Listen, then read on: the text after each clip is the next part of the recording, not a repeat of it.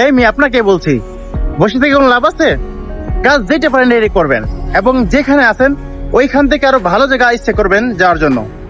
আমরা যারা মিডিল ইস্টে আছি তারা এই চিন্তাগুলো করে থাকি যে আসলে ভাই, যে ইতালি সম্পর্কে আসলে যাদের জানার কমতি রয়েছে, ভালো সুন্দর করে জানেন। যেটা জানলেই মনে করেন যে এই ইতালিতে আপনি এসে সুন্দর একটি কাজ করতে পারবেন এবং পাশাপাশি সুন্দর একটি স্থান করে নিতে পারবেন। এখনো যারা, আমি তাদেরকে বলছি, যারা মনে করেন যে বাইরের দেশে দুবাই, মালয়েশিয়া বা অন্য দেশে যাওয়ার জন্য যে বসে হয়েছেন, আমরা বলি ওই টাকা খরচ করে যদি আপনি ইউরোপের কোনো দেশে আসতে পারেন তাহলে কিন্তু আপনার বিন্দাস ভাবে চলতে পারবেন। কারণ বর্তমানে কিন্তু রেট বাই 141 করে চলতেছে, 1 ইউরোতে 141। যদি আপনি এই টাকা 1000 ইউরো কামাই করুন তাহলে আপনার আসতেছে 1,40,000। বসে থাকবেন নাকি ইউরোপের জন্য রওনা দিবেন? যেখানেই থাকেন চেষ্টা করেন ইউরোপে আসার জন্য।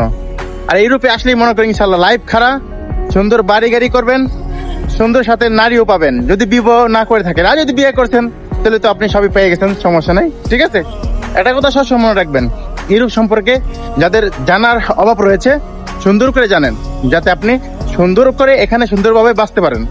এবং যারাই ইউরোপ আসার জন্য পাগল, বিশেষ করে তাদেরকে দেখতে চাই। আর বিশেষ করে কমেন্ট করে জানাবেন। ধন্যবাদ।